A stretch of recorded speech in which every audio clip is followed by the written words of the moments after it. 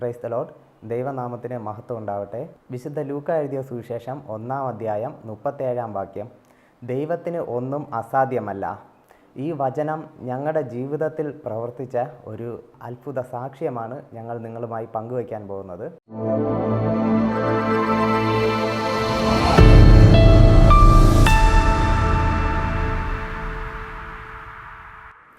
ഞങ്ങളുടെ വിവാഹം കഴിഞ്ഞ് 1.5 വർഷമായിട്ട് ഞങ്ങൾക്ക് കുഞ്ഞുങ്ങളില്ലായിരുന്നു. ഞങ്ങൾ സ്ഥിരമായി പ്രാർത്ഥനയ്ക്ക് പോവുകയും ഈശോയെ ആരാധിക്കുകയും ചെയ്തുകൊണ്ടിരുന്നു. ഞങ്ങളുടെ ആത്മീയ ഗുരുവായ ഷിബു ബ്രദറിലൂടെ കർത്താവിൻ്റെ പ്രവചനം ഞങ്ങൾക്ക് ലഭിക്കുവാനിടയായി. ഞങ്ങൾക്ക് തലമുറ നൽകി കർത്താവ് അനുഗ്രഹിക്കുന്നതായിരുന്നു പ്രൊഫസി. അതുപോലെ തന്നെ 1.5 മാസത്തിലും 7-ാം മാസത്തിലും പ്രയർ ശക്തമാക്കാനുള്ള മെസ്സേജും ഉണ്ടായിരുന്നു. അതിന് പ്രകാരം ഞങ്ങൾ പ്രാർത്ഥനയോടെ കാത്തിരിക്കുകയുണ്ടായി. അങ്ങനെ വൈഫ് പ്രഗ്നൻ്റ് ആവുകയും പ്രഗ്നൻ്റായി 1.5 മാസമായപ്പോഴേക്കും സിവിയർ ബ്ലീഡിംഗ് ആയിട്ട് എമർജൻസി ആയിട്ട് ഹോസ്പിറ്റലിൽ കൊണ്ടുപോകാനിടയായി. ഹോസ്പിറ്റലിൽ ചെന്നപ്പോൾ ഡോക്ടർ പറഞ്ഞത് ക്ലോട്ട് ഉൾപ്പെടെ പുറത്തു പോയി, അപ്പോൾ ഇനി അകത്ത് ഒന്നുമില്ല. അപ്പോൾ പിറ്റേ ദിവസം ഇവാക്യുവേറ്റ് ചെയ്യണം എന്ന് ഡോക്ടർ പറയുകയുണ്ടായി. പിറ്റേ ദിവസം ഒരു സ്കാൻ കൂടെ ചെയ്തതിന് ശേഷം ഇവാക്യുവേറ്റ് ചെയ്യുമെന്ന് പറഞ്ഞു. അന്ന് രാത്രി തന്നെ അനേകം ദൈവദാസന്മാരുടെ അടുത്തും ഷിബു ബ്രദറിൻ്റെ അടുത്തും ഒത്തിരി പ്രയർ റിക്വസ്റ്റ് കൊടുക്കുകയുണ്ടായി.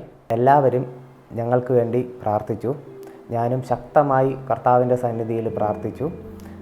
സ്വർഗത്തെ നോക്കി അന്ന് രാത്രി മുഴുവൻ പ്രാർത്ഥിച്ചു. കർത്താവെ, പിറ്റേ ദിവസം സ്കാൻ ചെയ്യുമ്പോൾ കുഞ്ഞിന് ഒരു കുഴപ്പവുമില്ലാത്ത കുഞ്ഞ് അകത്ത് ജീവനോടെ തന്നെ വേണം എന്ന് പറഞ്ഞ് ശക്തമായി പ്രയർ ചെയ്യുകയുണ്ടായി.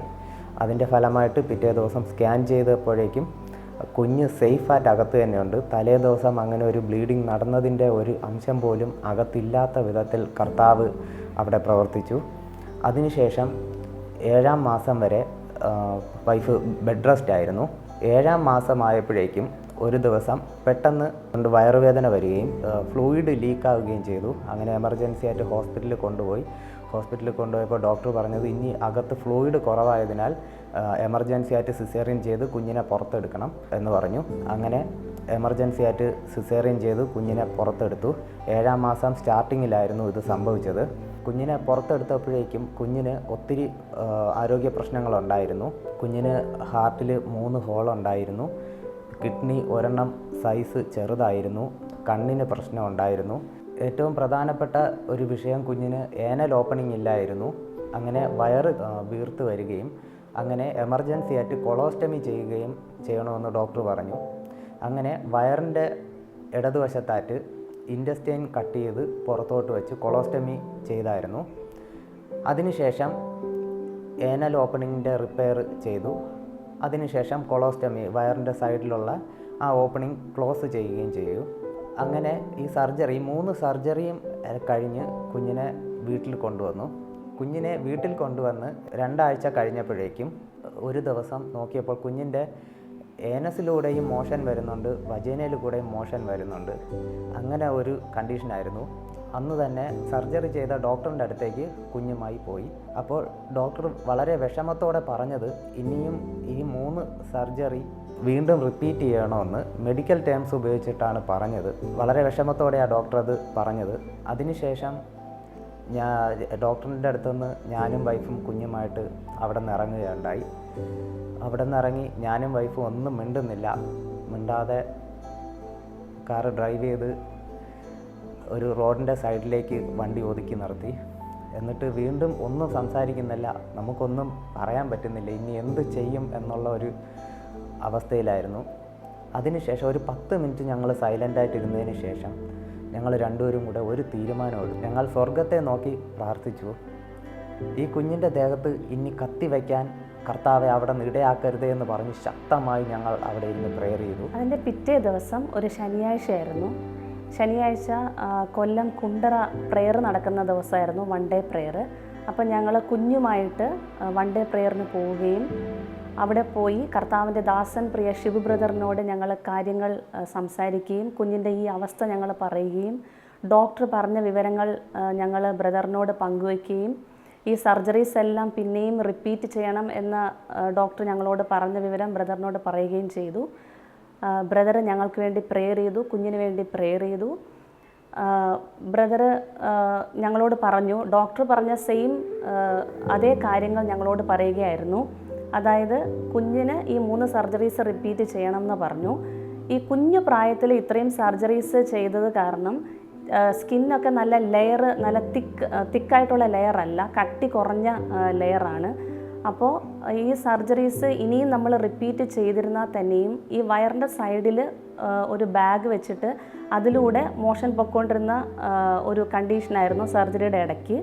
അപ്പോൾ ആ സെയിം അവസ്ഥ ലൈഫ് ലോങ്, കുഞ്ഞിൻ്റെ ജീവിതകാലം മൊത്തവും അതേ കണ്ടീഷനിലൂടെ തന്നെ ആ ഒരു സൈഡിലൊരു ബാഗ് വെച്ച് അവൾ ജീവിക്കേണ്ട ഒരു കണ്ടീഷൻ, ആ ഒരു വിഷനാണ് പ്രിയ ശിവ് ബ്രദറിനെ കർത്താവ് കാണിച്ചു കൊടുത്തത്. അപ്പോൾ അതിൻ പ്രകാരം ബ്രദറും ഞങ്ങൾക്ക് വേണ്ടി, കുഞ്ഞിന് വേണ്ടി ശക്തമായി രോഗശാന്തി ശുശ്രൂഷ ചെയ്യുകയുണ്ടായി. അന്നത്തെ ആ 1 ഡേ പ്രെയർ കഴിഞ്ഞതിന് ശേഷം ബ്രദർ കുഞ്ഞിന് രോഗശാന്തി ശുശ്രൂഷ ശക്തമായി ചെയ്യുകയും ഞങ്ങളോട് ഒരാഴ്ച വെയിറ്റ് ചെയ്തിട്ട് ചെക്ക് ചെയ്ത് നോക്കണം എന്ന് പറഞ്ഞായിരുന്നു. അപ്പോൾ ഞങ്ങൾ കർത്താവിലുള്ള അടിയുറച്ച വിശ്വാസത്താൽ ഞങ്ങൾ നേരത്തെ തീരുമാനമെടുത്തിരുന്നു. കർത്താവ് ഞങ്ങളെ കുഞ്ഞിനെ കത്തിവെക്കാൻ അനുവദിക്കില്ല എന്ന് ഞങ്ങൾ വിശ്വാസത്തോടെ ഞങ്ങൾ പ്രാർത്ഥിച്ചിരുന്നു. അങ്ങനെ 1 ഡേ പ്രെയർ കഴിഞ്ഞ് ഞങ്ങൾ തിരിച്ച് വീട്ടിൽ വന്നു. വീട്ടിൽ വന്നതിന് ശേഷം ഞങ്ങൾ ചെക്ക് ചെയ്യുന്നുണ്ടായിരുന്നു. ബ്രദർ പറഞ്ഞ കറക്റ്റ് 1 വീക്ക്, ഒരാഴ്ച കഴിഞ്ഞതും നോർമലി കുഞ്ഞുങ്ങൾക്ക് പോകുന്ന ഓപ്പണിങ്ങിൽ കൂടെ തന്നെ മോഷൻ പോകുന്നുണ്ട്. വജൈനയുടെ താഴെയുള്ള ഓപ്പണിംഗ് കർത്താവ് പൂർണ്ണമായിട്ടും അത് ക്ലോസ് ചെയ്തു. കർത്താവിന് 1000 നന്ദി ഞങ്ങൾ അർപ്പിക്കുകയാണ്. പ്രിയ ദാസൻ ശിവബ്രദറിലൂടെ കർത്താവ് ചെയ്ത ആ വലിയൊരു രോഗശാന്തി. ഞങ്ങളുടെ കുഞ്ഞിനിപ്പോൾ 5 വയസ്സാണ്. കുഞ്ഞ് മറ്റുള്ള കുഞ്ഞുങ്ങളെ പോലെ തന്നെ അവളിപ്പോൾ ആക്റ്റീവായിട്ട് സ്കൂളിൽ പോകുന്നുണ്ട്, ബാക്കിയുള്ള എല്ലാ കാര്യങ്ങളും ചെയ്യുന്നുണ്ട്. അവൾക്കിപ്പോൾ ഒരു പ്രശ്നവും ഇല്ല. അവൾ ഹാപ്പിയായിട്ട് നന്നായിട്ട് സ്കൂളിൽ പോയി പഠിക്കുന്നുണ്ട്. പിന്നെ പ്രെയറിനൊക്കെ പോകുമ്പോൾ ആൾക്ക് പ്രെയറിന് പോകാൻ ഭയങ്കര ഇൻട്രസ്റ്റാണ്. സ്കൂളിൽ ഫ്രൈഡേ സ്കൂളിൽ പോയി കഴിഞ്ഞ് കഴിഞ്ഞാൽ സാറ്റർഡേ പ്രെയറിന് പോകാം എന്നൊരു ഭയങ്കര ഇൻട്രസ്റ്റിലാണ് കുഞ്ഞ് പറയുന്നത്. നാളെ പ്രെയറിന് പോകണം എന്നൊക്കെ പറയാറുണ്ട്. പ്രെയറിന് പോയി നന്നായിട്ട് ആരാധിക്കുന്നുണ്ട്. കർത്താവ് ഞങ്ങളുടെ ജീവിതത്തിൽ ചെയ്തു തന്ന വലിയ ഈ ഒരു അത്ഭുത സാക്ഷ്യം നിങ്ങളുമായി പങ്കുവയ്ക്കാൻ ദൈവം നൽകിയ അനുഗ്രഹത്തെ ഓർത്ത് നന്ദി പറയുന്നു. പ്രിയ ദൈവമക്കൾ, നിങ്ങൾ ഏതെങ്കിലും വിഷയത്തിൽ ഭാരപ്പെട്ടിരിക്കുന്ന അവസ്ഥയാണെങ്കിൽ നടക്കില്ല, നമ്മുടെ മനുഷ്യൻ്റെ ബുദ്ധിയിൽ ചിന്തിച്ചു കഴിഞ്ഞാൽ അത് നടക്കില്ല എന്ന് നമുക്ക് തോന്നി നിങ്ങൾ അത്യധികം ഭാരപ്പെട്ട് പ്രയാസത്തോടെ ഇരിക്കുകയാണെങ്കിൽ ലൂക്ക 1:37 വചനം, ദൈവത്തിന് ഒന്നും അസാധ്യമല്ല എന്ന വചനം ശക്തമായി മുറുകെ പിടിച്ച് കർത്താവിലുള്ള അടിയുറച്ച വിശ്വാസത്തിൽ വിശ്വസിച്ച് പ്രാർത്ഥിച്ചാൽ നിങ്ങളുടെ പ്രാർത്ഥനാ വിഷയങ്ങൾ നടക്കുക തന്നെ ചെയ്യും. യേശുവേ നന്ദി, യേശുവേ സ്തുതി, യേശുവേ സ്തോത്രം.